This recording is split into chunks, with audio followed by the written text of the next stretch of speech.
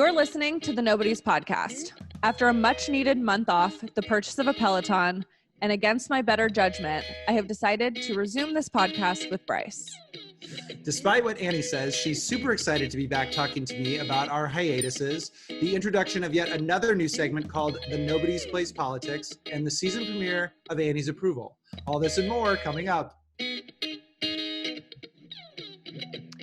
Hey guys, welcome to season 2.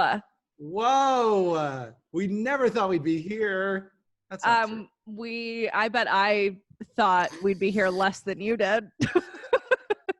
That's very true. That's very true. I feel like we're still doing this on Zoom, but I feel like my apartment is just like, my backdrop is so bad and I'm working on it. I just want you to know I'm working on my backdrop. It's the same as it always is. I know, but I was talking to my friend Emily Jetter, and she sent me a whole template. She sent me a whole PDF of all the things that I need to have like a man's apartment who lives in the city in his 30s. So I'm going to hopefully get some of those things so it doesn't look like I live in like a college dorm room. I don't think you're giving yourself enough credit. This backdrop definitely doesn't give you credit. You have like a very man apartment. I've been there. Good. Yeah. Oh, you have? Yeah. All Not right. for a long time, except on your birthday when I dropped off coffee for you and you were gone. Yeah. You really tried to be sneaky with that when you're like, aren't you working from home? And I said, yes, which I was, but I was on an errand. Oh, I was at the sauna. Yeah. When I pulled up and your car wasn't there, I was like, this mother... He told me he was working from home today. I was technically working from home. Just not at that time. Yeah, true. Okay, Annie, I want to get into the return of peaks and valleys. We were doing Court Winning, as you all know, and you almost had to go back to Court Winning, but yes. I digress. But I want to talk about the return of peaks and valleys, our hiatus edition. What did you, for the month off, what was your peak and what was your valley? I mean, my ultimate peak, quite honestly, was just having a break from you. I knew you were going to say that. I knew it. No, I'm kidding. Well, my peak is that I got a Peloton. Oh, yes. For I forgot. Sure. I know. My valley is that I had to go back into quarantine last week because I was exposed to COVID. But I've had 2 negative COVID tests, so we good. Your immune system is like, I know. Fire, it really is. It really is. Don't. So that was that. But okay, is there anything more that you can tell about the Peloton? Are you so thrilled to have that in your apartment? It just got delivered today, so I ordered it a couple weeks ago. We got to shout out my sister because she played a big role in it. Yes. But I'm so excited today when they showed up to deliver it today. I was physically shaking. I was so excited. Like, oh my God. I didn't know. I blurted out to the delivery guy who could not have cared less, but I was like, oh my God, I'm so excited. I don't know if I'm going to scream or cry. So if I do either, just ignore me. And he was like, okay. And then I couldn't hold my hands steady. I was so excited. And I have cried tears of joy when I took my first class tonight. We know the answer to that. Yes. And it was yes. Yeah. The answer is I was going to say that's very Jane McClay of you to overshare to a stranger, to a delivery person. So and that's very unlike me. I know. That's why it's very amazing that you must have had this hugely strong reaction because no one would be that excited. No. That's not true. With a Peloton, that's a pretty big gift and a big deal that you can use literally every day. I've already ridden it once and I already bookmarked which ride I'm taking tomorrow before I leave for my meeting. I know. So, now you have to go to a meeting though that you're not going to be able to ride. I know. Just until Thursday night. Oh, that's good. And then you'll probably get a ride in then. Definitely. After sitting still for 2 days, bet your ass I'm getting a ride in. That's good. That's nice. What about you? Okay, well, as we like to do, my peak and valley are sort of the same. I turned 33 last week, And it was actually one of the best birthdays I've had in recent years because, well, go ahead. What are you going to say? I was going to say, I'm so glad because Oh, you thank you. did not have very high expectations. No, I did not. And I think what's interesting is, and I think that not only us being in quarantine and in a pandemic was a reason, but I also think that that's why I thought it wasn't going to be that great. But at the same time, the reason why it was great is because I was working from home, and #blessed. I started working at Kelly Clarkson show again last month. So again this season. So thank God for a job, and thank God for that show. Yes, but I was actually able to like answer the phone when people called me instead of having to ignore them because I was at the office. You know, normally I would never be able to answer the phone. Yeah, because I'd always be at work. I mean, if it's not a, you know, if it's a weekend maybe then, but it was really nice to hear from so many people. Like I got FaceTimes and calls and texts and Instagrams and Facebook messages. It was really good for my mental health. Let's just put it that way. Yeah, it was good for like your attention-seeking behavior. Yes, exactly. I mean, it, like the focus. I think that this podcast, you know, lets me have the focus be on me for an hour a week, and I've just been really missing that. But that also leads to my valley, which you kind of already said, which is that I turned 33 last week. And it's so weird because like I don't know if other people, I'm sure other people out there probably feel this way, but I'm not a person that like hates their birthday. I actually hate people that hate their birthday because it's like, it's coming, you know, it happens every year. And like you, to your point, like love having attention. Yes. And so to have a day that's solely dedicated to you and you to not look forward to it, I was concerned. Well, the pressure I think was mounting too. I think the pressure of birthdays too, because you're like, I love the attention, but it's almost like I want the non-obvious attention. Like something that for me, like my birthday is like, that happens to everyone. So it's like if I have an accomplishment, then I want attention for it. I want like, give me the attention. But if it's like my birthday, way more of a narcissist. What you're saying right now makes you super likable. Yeah, I'm really relating to everybody. Everyone's really relating to me right now. Yeah, because what you're referring to is my worst nightmare. Well, yeah. Like, give me attention on my birthday because it's obvious. Otherwise, like, I will be sarcastic to the max to deflect attention away from me. And that actually might surprise people because I do say things that draw a lot of attention. Yeah, but well, I don't like having all the attention on me. I think that's fair. I mean, certainly fair. It's like, I don't know why that is the case. But I've had this like really negative reaction to my birthday since I turned 31. And I don't know why. I don't know why it is. I don't know what like, I mean, I think it is just like getting older, but like, it's so irrational because I tend to focus, like, as opposed to focusing on the positives of the previous year, like all the things that you've accomplished, I tend to focus on all the things that I don't have. And I actually hate that so much because at my core, I don't think that's who I am anyway. And I just don't want to be one of these people that is like so unsatisfied with their life all the time. Because then how are you ever going to have like true happiness or whatever? You know, you're never going to be able to find that if you're constantly like, you know, I think it's one thing to be ambitious and it's another thing to completely debase yourself all the time. Right. So you know, the other thing is like, you know, we were texting with Ariel. I was texting with you guys last week, like early in the week. My birthday was on Friday and I think we were texting earlier on like Monday or something. And I remember, you know, telling you all my concerns and like, you know, I just don't feel like I'm where I need to be professionally or personally. And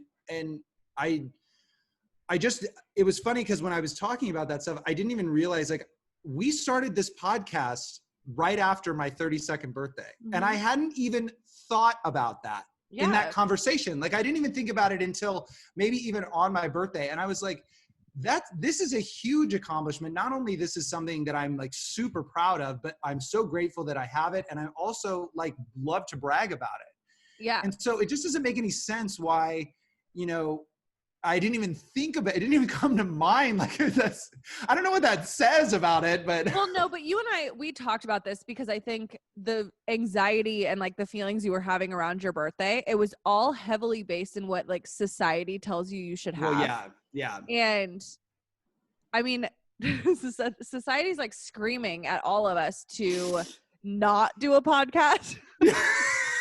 So everyone's like, please God, not another podcast. Please God, do something, But anything else. Exactly. So I think like that probably is part of why it never came to your mind, because I think for, especially coming from Nebraska, it's like, oh, you're turning 33. Well, where's your wife? Where's your kid? Where's your house you own? Instead of looking at it as you've been away from home and your safety net for 10 years. You have been, and this is what I told you, you have been consistently employed in Hollywood since you got here. And like, just because you're not exactly where you want to be, I even looked up the average age of a Hollywood writer. She actually did this. Yes, I looked up. I was like, what is the average age of a Hollywood show writer? Because I was like, there's no fucking way that it's 33. Like 90% of 33-year-olds in Hollywood are unemployed. The average age is 46. Oh my God. See, this is a good friend. This is a good friend, like people. A great friend. Life. You still have like another third of your life to pass before you become the average age. Like there's so much time. It's so ridiculous. And no, but you are hitting the nail on the head. Like, this is what I was thinking, like from a professional standpoint, of course I want to be making more money and have more responsibility at work and blah, blah, blah, like what everybody wants. And from a personal standpoint, it's kind of like what you're saying. I mean, when you come from Nebraska, it is weird to be 33 and where I may, and like not have a wife, family, kids, everything, a house. But I think where I do differentiate and what I was thinking about is that, the fact that I have never really been in a serious relationship. And I think that kind of weighs on me at this point. And I honestly really don't know anybody else in my shoes. I'm sure you might, but the only person that I know who's in their 30s that hadn't been in a serious relationship is Phoebe Buffay from Friends. And you've told me multiple times not to compare yourself to fictional characters. Correct. So, I mean, this leads into kind of what I was thinking too, which is another sort of peak is during the hiatuses, I was, going on dates more, and I put more of an emphasis on that because it is something that I feel like I need to like put more time and effort into. And that's probably why I'm seeking therapy. But it's just like, it's interesting because I always look at it like my job comes first. Okay. So it's like, dating is not at like the top of my mind anyway, but it's like, because first of all, my job comes first, then my professional extracurriculars like this podcast and my Big Brother after show called Outside the House, which is on Thursdays on YouTube. I'm going to keep that out. And then my personal extracurriculars, which is hanging out with my friends and drinking an entire case of hard seltzer in one sitting. And then it's like dating. So I think that it's just about perspective too. It's about just like allowing myself to have that, to like, put more emphasis in my personal life and maybe not focus so much on everything else. But I think you're right. It's mostly this quiet comparison of people that are in Nebraska who are my age, who are my friends, who are living completely different lives than I am. And I think it's okay. And I think I did learn, it was a really good lesson to learn, like with everyone, all the nice things that everybody said over my birthday. And it was just it was a really good indicator of like, okay, you just need to take it step by step and, seek help. There's nothing wrong with that. Ultimately, like the whole lesson forever for you should just be to seek help. Well, and also there's an interesting, I listened to Chelsea Handler's episode of Armchair Expert with Dax Shepard. I told you this, and she said something that really struck with me is like, she always thought it was weak to admit that she wanted a relationship, like a romantic relationship. She always thought it was weak or it was some sign of weakness. And like, oh, I don't need anybody. It's just, I have myself and that's fine. And I kind of feel that same way a little bit. And it's okay. I mean, it just kind of reinforced, like, it's okay to admit that. It's okay that you're looking for a relationship or that you want to experience that or you want to do something that's why do you think it would be weak to admit that? I don't know. I mean, I think it's just sort of like that will come in time. That's just sort of how I was raised. It was like, that'll come, like you have to get I wasn't a great student in school. So I think that was a lot of my parents always wanted me to focus on that instead of anything else. like even friendships. They were like, you need to focus on your schoolwork, because if you are able to excel in school and in education, you'll excel in job and you'll excel XYZ, and everything else will come in time. It's kind of like the way that it was played to me. And it's like, I think the fact that I'm in a place, you know, where I'm so like certainly in my 30s. And it's like, I think that at this point in time, I think that's why I was getting down on myself, because I was like, at this point in time, you'd think I'd have like all these things would have fallen in line by now, but it's like, that's just not the way that life and reality is. So well, anyway. But I also think because that's kind of like how your mindset is, and you have like this checklist of like perfect career, perfect friends, perfect extracurriculars, then I can find a wife. Like, I think maybe subconsciously, and I could be wrong, I'm not a therapist. You should be. But my thing is, subconsciously, I think you won't allow yourself to move on to like your next step, so to speak, until it's like, I'm a head writer of a TV show. That may not come till you're 50. Like, why? And that's okay. But like, why would you put the rest of your life on hold? Like, all of these things can happen simultaneously. I know. How can you believe it? Like, it's totally possible. I mean, I can, because I've been living. This is why I've been in my apartment too long. Like, I've just been sitting in my apartment too long. Anyway, I'm seeking a therapist. So if anyone in the Blue Cross Blue Shield network knows of anyone, send me recommendations. But let's please move on from this. Thank you for all of your support during this time. Oh my God. Seriously, you really helped. You and Ariel really helped, especially like just giving perspective. Like, it's nice to just have perspective sometimes. And sometimes you need to be told that you're being insane.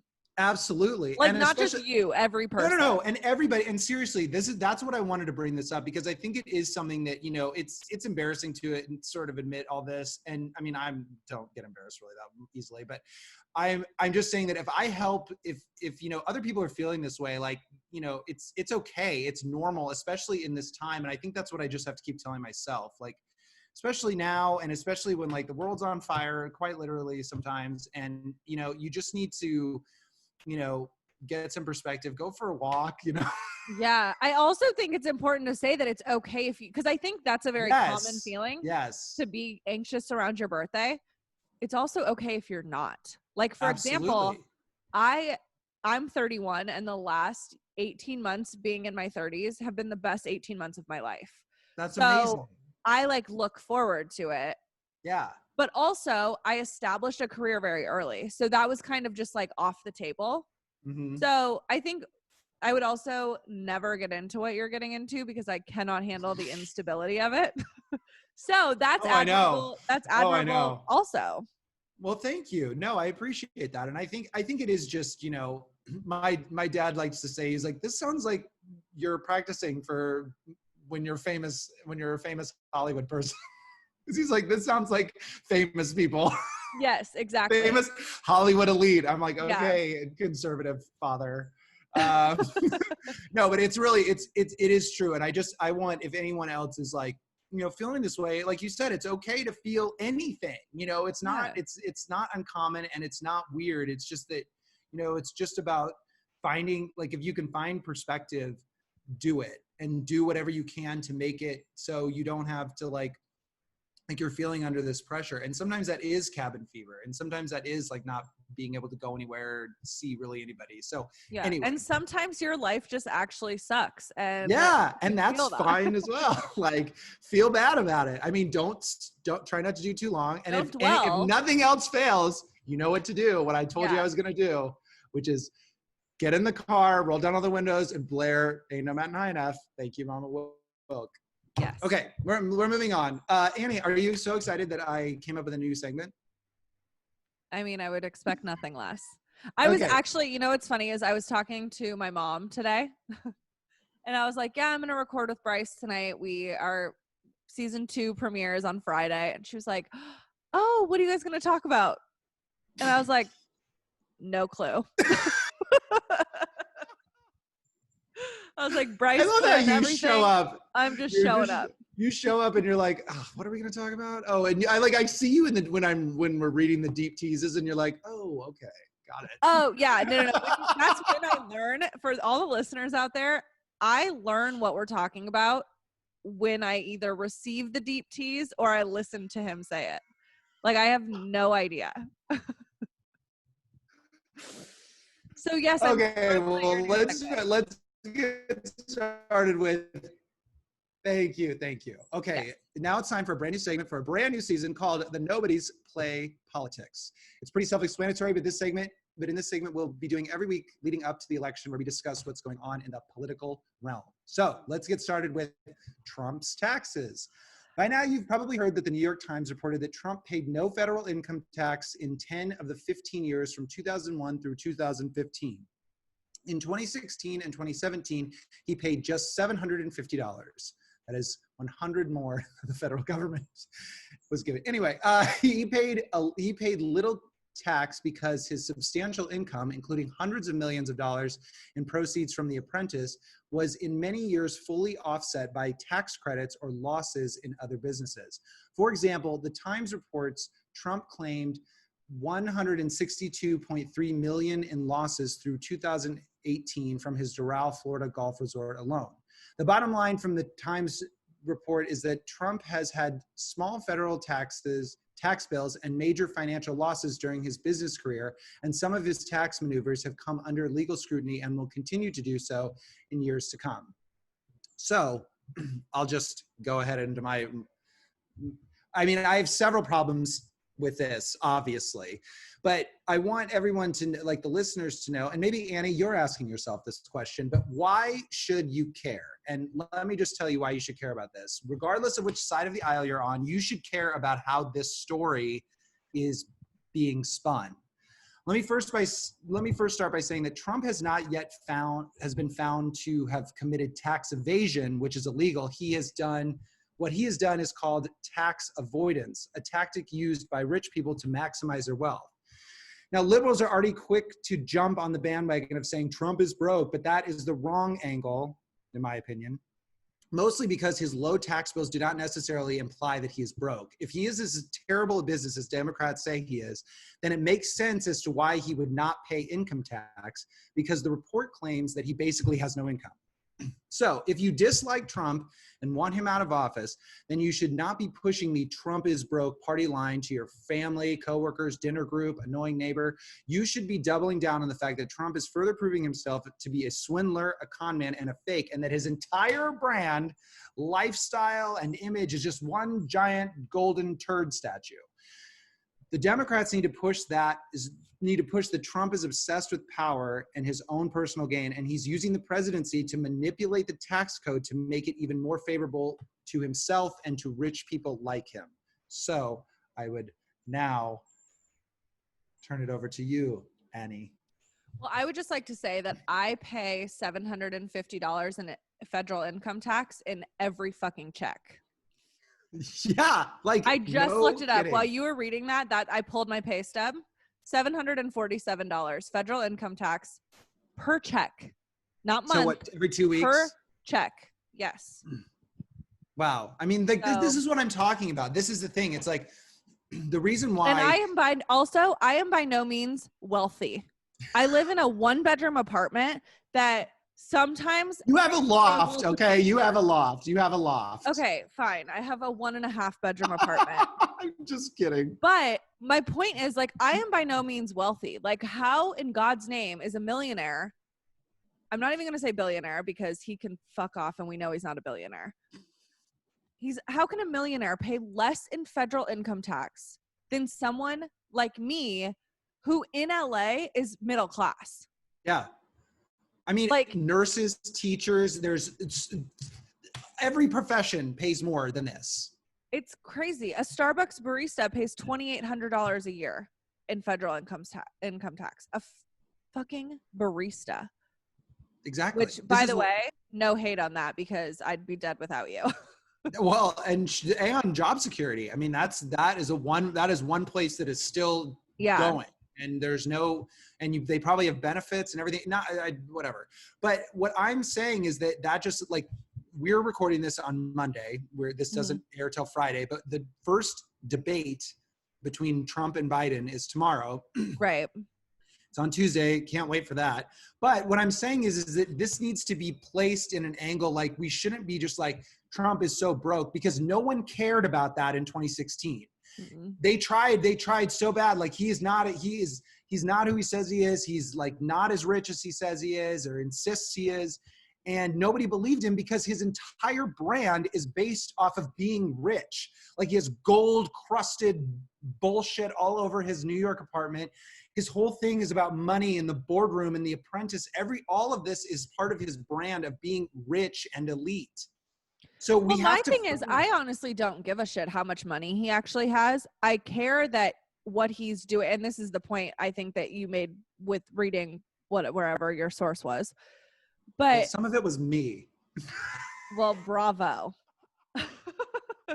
No, but I think what I care about, and I think what most people should care about, is the fact that as long as something benefits him, he's on board. He's all for it. But if it doesn't benefit him, like, you might as well kiss whatever policy it is goodbye. Exactly. Hence the healthcare issue. Like, that's why repealing Obamacare is fine for him. He can pay for health insurance. What's going to happen to how many millions of Americans that have pre-existing conditions that cannot afford healthcare? Millions of people. It's like 180 million, isn't it? Yeah. Something like that. That's half the fucking population. I thought it was like 300 million or something, but maybe I was wrong about that. Well, isn't the population of the US 350 million? Maybe. We should know that. Actually, we should not. I mean, we're not experts, remember? The facts. We're not experts on the population control. But I totally agree with you, though. I think that I think what people should care about is the fact that if you are voting for him, and like, listen, we know where I stand, which is, what is it? 331 million. Okay, yeah, I think it's like 180 million have pre-existing conditions. I just think that if, I mean, you obviously, everyone who's listening to this knows where we stand on this, but the thing is that if you are voting for him based on the fact that he is a great businessman, or he is a businessman, he has successful businesses and stuff, not saying that that's completely untrue, but the fact is that should not be the reason that you should vote for the leader of our country because he's a good businessman. I just think that's a reason that a lot of people say, or because he's rich and he obviously knows how to, generate money. But look at our economy. So I just wanted to bring that to light instead of, saying like he's such an asshole, but we all know. And also, like, I would be a lot richer if I only paid $750 in exactly. What in the hell? I should look up mine. That's like an extra 15 grand in my pocket every year. But imagine, I mean, that's almost $1,500 a month. That's what I'm saying. Like, I mean, huge. Yeah. God, you could go to brunch you could go to brunch every weekend day. I mean, I could own I could have a 2-bedroom apartment. Yes. Moving on up. Okay. Anyway, how sad. I know. Moving on.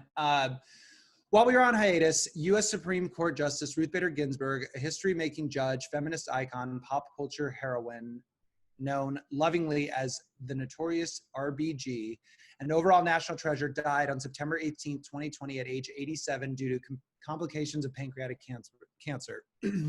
Ginsburg became only the second woman ever to serve as a justice on the nation's highest court. She struggled against blatant sexism throughout her career as she climbed to the pinnacle of her profession. A lifelong advocate of gender equality, she was fond of joking that there would be enough women on the 9-seat Supreme Court, quote, when there are 9. I just want to say thank you, RBG, for being a champion for equality and shattering all glass ceilings. Annie, what would you like to say? I echo those sentiments. That was a really sad day. And unfortunately, I think it's going to get very scary for women and the LGBTQ community. Yeah. It's going to get scary, I think, for a while.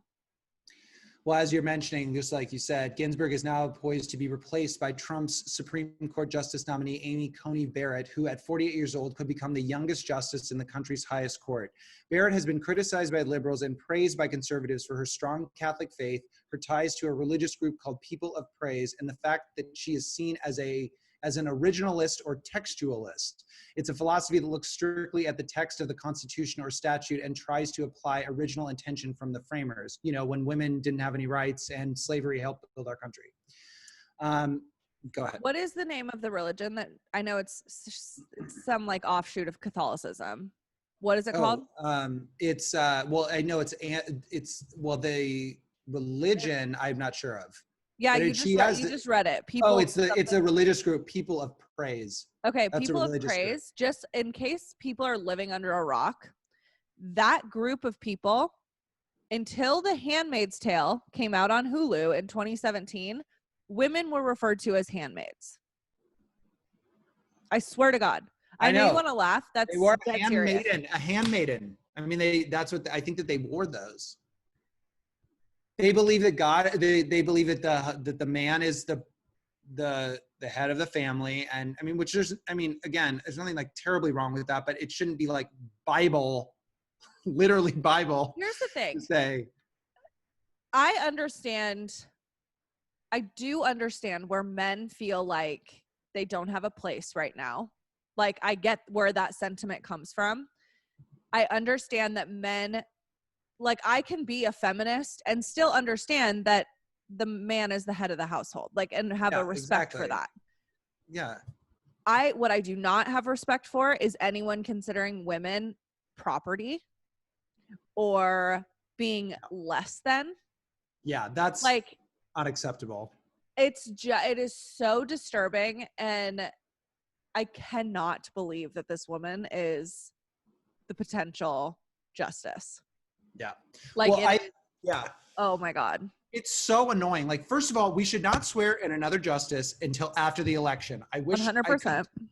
I wish I could underline and bold that sentence in speaking, yeah, with a million exclamation points after, because it would be incredibly hypocritical if they do this, because they swore when Barack Obama tried to, appointed Merrick Garland, and they denied it because they said the next president should be the one to do it. That was way before the election, by the way. If this goes through, this will be the third justice appointed by President Trump. Right. I don't even like calling him that. Just call him Trump. That's what I do. Or fuck ass. Secondly, let's please refer to the Establishment Clause and Free Exercise Clause from the First Amendment of the United States Constitution, which reads, Congress shall make no law respecting an establishment of religion or prohibiting the free exercise thereof, thus building a wall of separation of church and state. Yes. I don't care that this woman is a Catholic. First of all, I think that's great.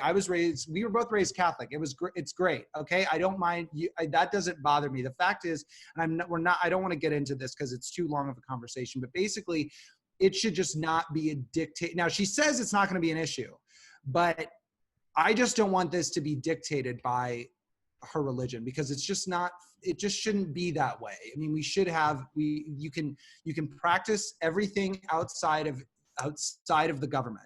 It just should there's no place for it. Oh, also, other fun facts about Amy. She voted to uphold the Trump administration's public charge rule, which adds barriers for immigrants seeking green cards if they rely on public benefits, food stamps, or housing vouchers, Courthouse News Service reported. And while she was on the Seventh Circuit, Barrett wrote that the Second Amendment did not necessarily ban people convicted of felonies from owning a gun. According to the New York Times, Judge Barrett is a new kind of icon for some, one we have not seen before in America, culturally and in cultural and political life, a woman who's both unabashedly ambitious and deeply religious. So the thing is that I can see why conservatives want to vote her in ASAP. I mean, this is something that, I'm sure people were very happy sadly, when Ruth Bader Ginsburg passed away because of issues surrounding the Supreme Court. Yeah. Which I don't want to get into, but it's like, I mean, I think we sent that. Did we send that like meme? It was like, Amy Coney Barrett is poised to like shut every door that Ruth Bader Ginsburg Yeah, which is busted true. open. I mean, also like, I think, and I know this is a touchy subject, but I know she is like considers abortion always immoral, and not a popular opinion by a lot of people that I'm close with, but I am very, very, let me be very clear, pro-choice. And that I think really freaks me out, because if you are against abortion, that's fine. Don't get one. Don't have one. But don't tell another person what they can or cannot do with their body.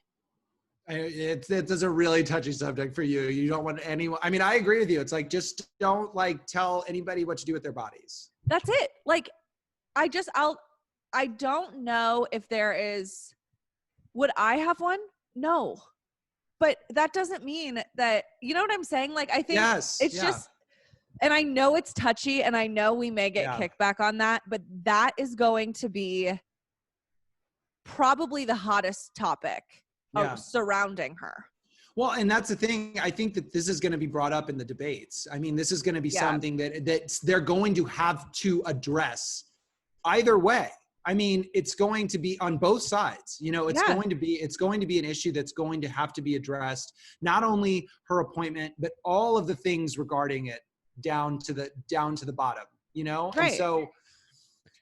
Yeah, it's very touchy, and it's just like, it's like 2020 needs to just like calm the fuck down. Like, I'm telling myself to calm down. Like, this whole year just needs to chill, because it's just like, there's too much. It's just too much. I mean, we're quite literally living through history, and I don't think that any of us will understand the impact until,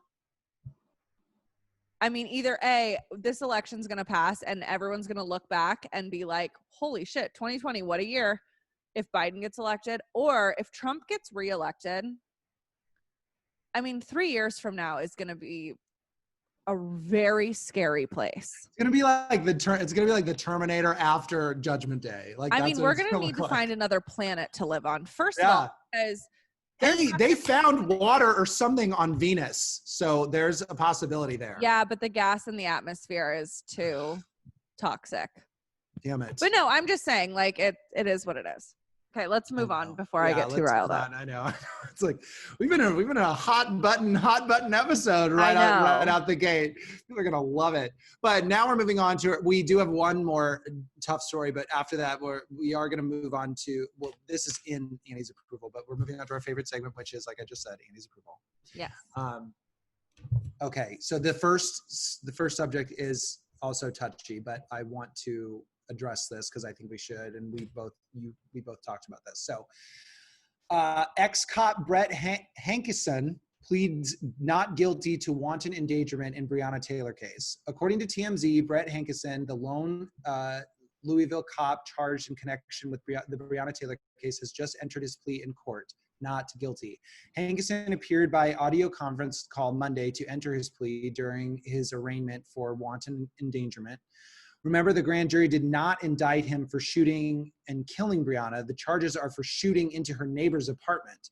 The now fired officer, indicted on 3 counts of wanton endangerment in the first degree, was later booked and released after paying $15,000 in bail. Wanton endangerment carries a maximum penalty of 5 years if convicted.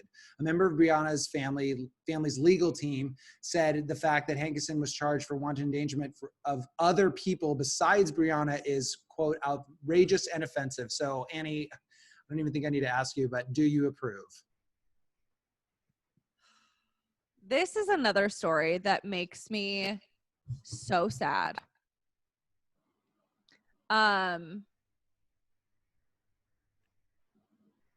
I mean, I know that it floated around Instagram when all of this news broke, but a woman is dead at the hands of police, and he was only charged for the bullets that missed. Yeah. And that's how much we care about that is just, it's hard to even like fathom that that's Yeah. a thing in America in 2020. It was also exactly 65 years, I believe, to the day that Emmett Till's killers got off. And if that doesn't tell you the state of America, I don't know what will. Also, Well, and the ballistic fact, reports just came back because the whole argument from the jump is that they started firing because Breonna Taylor's boyfriend fired a gun first at the officers. The ballistic report came back and said that that is not true. they So also, it's like, why? And then there's other people that are saying, oh, well, Breonna Taylor wasn't actually in her bed when they killed her. It's like, how is that relevant at all? At all? Quite literally, how at all? Number one. Number two, the fact is that, like you said, if this isn't the state of America, now granted, this may not be as strong of a crime, but then we have a person that's running for president who has been, I mean, I should say, whatever he was doing, avoiding taxes for years, but he's going to be the highest person in the country. And yet the leader of the free world. The leader of the free world. And we can't even, because he's a rich white guy, it's basically it's okay. Can you imagine if that news would have come out about Obama? Oh my God, they would have lacerated him. I just saw something from the Lincoln Project this week that basically said, or no, maybe, I'm sorry, it wasn't the Lincoln Project, it was the Daily Show, that there were all on on like Fox News, there was a ton of conservative talk about in 2009 when the Obamas went on a date night to New York. And it was like, they were talking about all the things that it had cost them, all the stuff. And then it ended with, yeah, no other president has done anything worse than this. They were like, I can't believe he would have the taxpayers pay a helicopter ride to get there and to escort into the theater and to like pay for this lavish dinner and all this stuff. And you're like, but yeah, they're talking about soup recipes when Trump's taxes come out. So like, how does that make any sense to anybody? Well, and how many days has President Fuckface played golf this year? Oh, I mean, I think around 60, if I'm not mistaken. Maybe more. No, I think there's 60 days he hasn't played golf. Oh, maybe that's it. I mean, it's the hypocrisy. I truly cannot. Yeah, it's ridiculous. Well, but final touch ahead. on Breonna Taylor. We cannot stop talking about this. We cannot stop fighting for her. And I mean, it's so wrong on so many levels, and that guy deserves to be in prison. Well, I just also want to commend you for wanting to talk about this, because I texted you and asked if you wanted, and then I even, because we have kind of a heavy episode this week. Sorry, everybody, but like a lot has happened in the month that we were gone, and I wanted to make sure that you were okay with talking about it, and I'm really glad that you were like, yes, I think we need to talk about this, because I agree with you. I think we need to keep talking about stuff like this. We need to keep putting our money where our mouths are, and it's like this is a really important subject. And even as me asking if I wanted to, like, I was like texted you, I felt guilty about that, because I was like, of course, Breonna Taylor's getting the shaft even in our fucking episode. It's like, no, we should talk about her. I mean, if there's one thing that I will never be quiet about, and I don't care, friends, family, whatever, I don't care who I lose in my life, I will never stop talking about the injustices being done to Black people in this country. I won't, because it's so glaringly obvious. And if you're going to sit there and deny it, you have no place in my life, and you have no place anywhere around me or the people I love. So, amen. That's all I have to say about that. That was very well said. Okay, moving on to some lighter stories. Dr. Phil begs TikTok followers to stop calling him daddy. Dr. Phil McGraw popped up on TikTok on Thursday to pop off to his followers who keep calling him daddy. It seems that a lot of people who follow his posts refer to him as daddy in the comments, and he apparently is annoyed about it. He says, I hate to break it to you, but I ain't your daddy, and your real daddy is probably getting his feelings hurt, Phil said.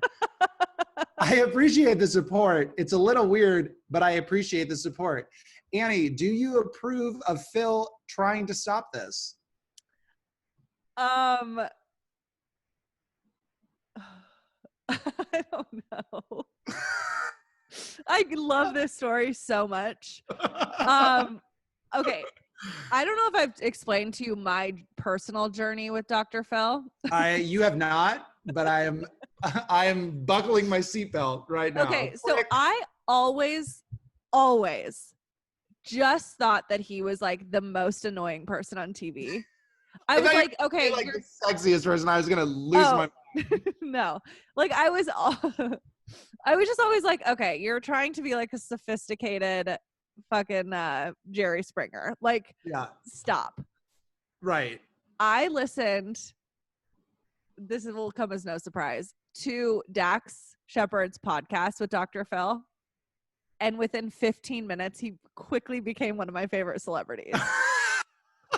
He is so funny. And like, I just think that he is like the greatest. What a 180. Oh my God. In a matter of 15 minutes. First of all, Dax Shepard he should be paying us because we've literally talked about his podcast about 3 times. I know, I adore him. But what I was going to say with this story, it makes it even funnier to me now that I have the opinion that I do about Dr. Phil. It kills me that people call him daddy. I didn't even know this was a thing. It's a thing. But honestly, like that's hysterical. And it's amazing. Needs to just let him. Yeah. I had to, in one of my jobs, he was a subject on a talk show that we did. And I had to do like a ton of research for him. And like, so I know some really weird stuff about Dr. Phil and how he like became who he was. And he was like this, talk about somebody who didn't peak until they were older. Like he didn't even, like nobody even knew who he was until like he was over 50. Yeah. And he like has it, now he's like so rich. I know. He has like a tennis court. Have you listened to that episode? No. But he loves classic cars. I told you, I know really weird stuff about him. No, but he like gets into like the issues he had with his dad. Like he was all of a sudden, I have no issues with my dad, but he was all of a sudden so relatable. Like in the stories he was telling about childhood and like the relationship with his sibling, like just everything. I was like, you are so relatable and so funny. And he was throwing out zingers, like one-liner zingers that I was like, this dude, I need to get a beer with this dude. Like he rocks. It makes sense that people call him daddy. You heard it here first, folks. Makes sense to Annie that everybody calls. I'm disturbed and I would never do it, but I get it. I'm going to clip this and be like, who's Annie talking about? Who's Annie talking about, daddy? Okay, so do you approve?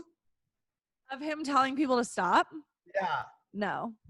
Oh, you want people to continue. Well, they were all like, sorry, daddy. Sorry about that, daddy. Sorry. Everyone like was responding. I mean, okay, listen, I have an issue in general with girls calling men daddy. Like, I think it's super creepy. Or guys calling themselves daddy, which I have done. I know you have, and you need to stop doing that. Why? I can do it. I'm the only one that can't. Absolutely not. I can think of at least 10 people that have the right to do it before you. But I do not approve of girls calling men or women calling men daddy. I don't approve of that. But except for Dr. Phil. No. Even with Dr. Phil, like girls used to call my little brother daddy, and it freaked me out. What? Yeah, girls used to refer to Sammy as daddy, and it like I hate that. It is pretty gross, and especially it's so gross. And so that I don't approve of. Especially since he looks so young. Right. Well, and at the time he was like 17.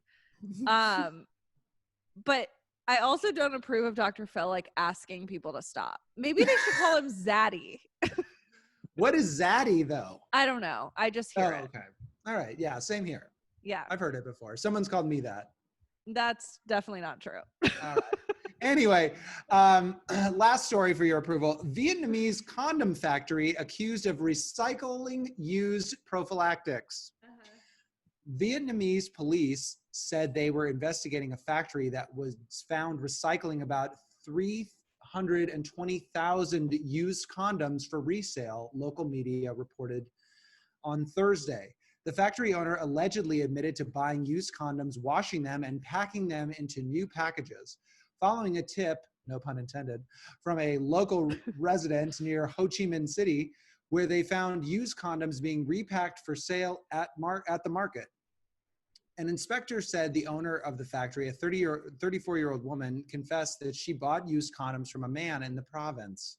The condoms were then washed, reshaped, and packaged into plastic packages, the newspaper said. The police announced that they will investigate and track down others involved in the operation. Annie, do you approve of repurposing used condoms? Absolutely not. I actually saw this story. No, you didn't. I did. I did. Do you have a Google alert on condoms or something? No, I want to say I saw it on like the CNN Instagram. It's so embarrassing. But I believe when I saw the story, I looked at T and I showed it to him and I said, "What the fuck is 2020?" Because, I mean, who in God's name came up with that idea? 320,000 used condoms. What? And she said that she only bought them from one guy? But also, like, how are they being washed? I don't know, like a dishwasher? You can just like imagine put them on. Who do you think has that job of having to reshape them? Let's make that like a prison job, like a job in hell. No, that's beneath even people. Like, there's a reason that it's a one-time use situation. Ugh. I just like the whole, when you really start to think about it, it's like, it does make you sick. It does make you like your stomach gets gurgly. How did we get here? Like, is there a condom shortage? Maybe is there a plastic shortage, a latex shortage? Maybe. A lot of people are, I mean, I don't know how you repack. I mean, I guess you could repackage them, but how do you like, literally like fold them back up? That's what I'm saying. Who is tasked with reshaping them? You have to just roll them back up. I feel like I'm milking a cow or a cat. Yeah. No, it also like, I mean, but then, I mean, still washing them. I was thinking dishwasher. You put them like on the.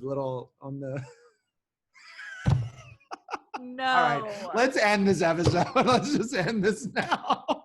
Oh my God. Everyone, I'm so sorry. I have to unload my dishwasher after this, and you're never going to be able to do that without thinking about it. Gross. Well, that's our show, Annie. Do you remember the closing?